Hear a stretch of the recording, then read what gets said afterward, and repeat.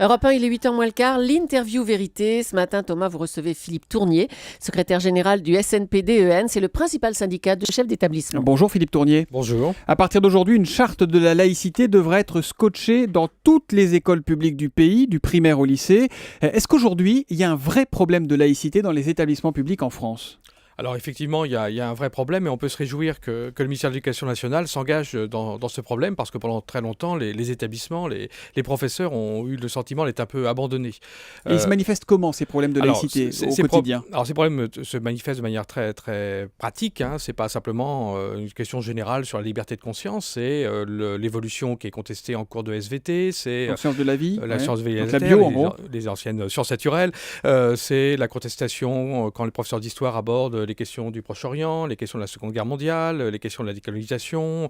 Là, c'est les polémiques sur le samedi matin, ailleurs sur les menus de la cantine. Donc, c'est pas partout et tout le temps, mais effectivement, ce sont des problèmes. C'est des problèmes de laïcité ou c'est des problèmes d'autorité simplement ? Non, ce sont les problèmes de laïcité, parce que ce qui est contesté par un certain nombre d'élèves ou de communautés derrière ces élèves, c'est qu'au nom de leur liberté de conscience, ils n'ont pas accepté des règles qui ne correspondent pas à leurs croyances. Mais vous imaginez, Philippe Tournier, des élèves qui posent problème, qui voient la charte collée sur un mur et qui vont dire « Oh là là, je vais arrêter ».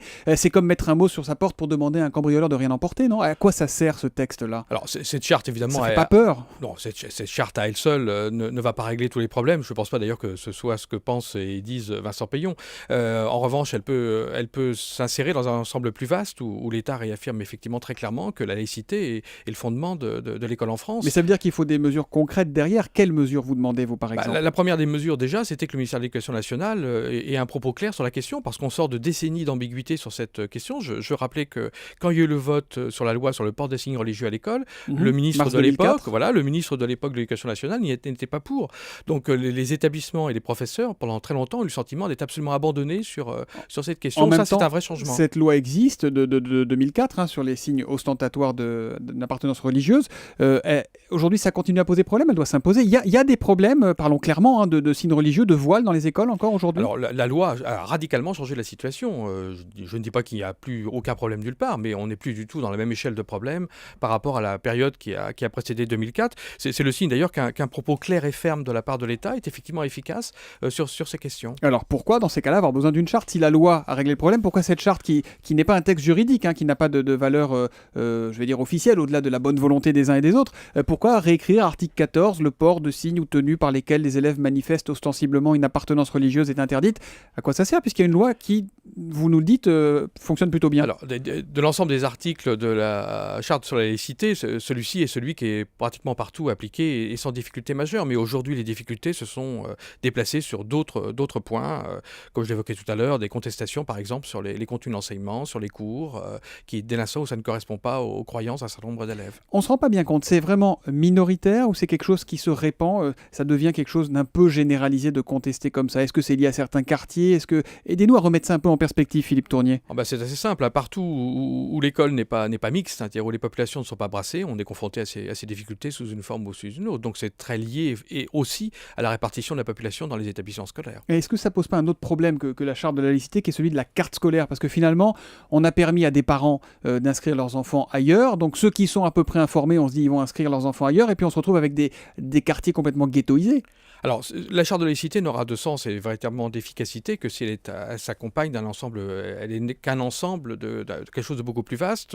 Alors, Vincent Peillon a annoncé des modules de formation sur la laïcité concrète dans la classe pour les enseignants. Il faut rappeler qu'aucun enseignant... Ça, les enseignants n'ont pas été formés à ça encore. Aucun enseignant en poste n'a été formé à cela. Donc, on ne met pas un peu la charrue avant les bœufs, là, afficher cette petite affichette partout, là et... Il faut bien commencer par quelque chose qui marque un peu les esprits et l'opinion. Ça aurait été d'ailleurs mieux si ça avait été le jour de la rentrée plutôt qu'une semaine après, mais il faut bien commencer par quelque chose. Et si effectivement on s'engage dans une politique globale qui inclut notamment la question de la carte scolaire, on peut effectivement avancer. Si on se borne simplement à afficher un texte, effectivement, ça ne sera pas suffisant. La carte scolaire, c'est un problème ou c'est pas un problème pour vous aujourd'hui ? C'est sans doute peut-être le problème majeur qui se pose à l'école aujourd'hui. Et quelles sont les solutions que vous voyez alors ? Alors nous réfléchissons, nous les chefs d'établissement, effectivement, à faire des propositions à la fois réalistes techniquement et socialement acceptables, hein, mais il est clair qu'il faut privilégier toutes les solutions qui brassent les populations. Si les populations avaient été brassées dans l'établissement scolaire, la question de la laïcité ne se poserait pas du tout dans les termes dans lesquels elle se pose aujourd'hui. C'est quoi des solutions réalistes et socialement acceptables? Alors Des réaliste, exemples. c'est-à-dire qu'on ne peut pas passer aujourd'hui, c'est le principe de l'assouplissement de la carte scolaire, ne pas passer d'un excès dans l'autre, venir expliquer que maintenant chacun va forcément aller dans un endroit, alors que d'ailleurs l'État finance l'enseignement privé sous contrat, donc il finance son propre contournement. Donc ce sont des solutions donc réalistes qu'on peut effectivement mettre en œuvre et socialement acceptables, c'est-à-dire qu'effectivement il ne faut pas que certaines populations se sentent visées, hein, par la question de la carte scolaire. Est-ce que vous n'avez pas peur qu'une partie de la population se trouve stigmatisée par cette charte de la laïcité? On a quand même l'impression que globalement, on dit aux élèves musulmans, tenez-vous bien. Alors il n'y a pas qu'une seule communauté qui pose des difficultés, contrairement à ce Ça, qu'on c'est pense. important. Alors, qui pose problème?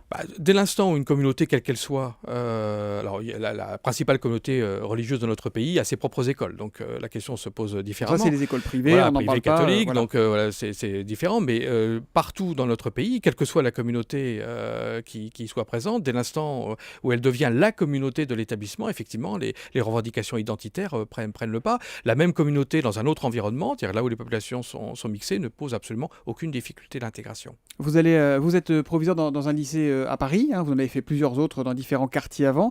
Cette charte, vous allez la scotcher, j'imagine, dès aujourd'hui sur les murs de l'établissement. Si j'arrive avec une étoile protestante, une étoile de David, une kippa sur la tête, vous me laissez rentrer ou pas? Ça, c'est l'application de la loi déjà en place depuis maintenant 10 ans. Mais le petit pendentif qui est sous le t-shirt, c'est toujours... Parce que finalement, on a l'impression qu'on revient à des questions qu'on s'est déjà posées il y a quelques années et qu'on remet de l'huile sur le feu.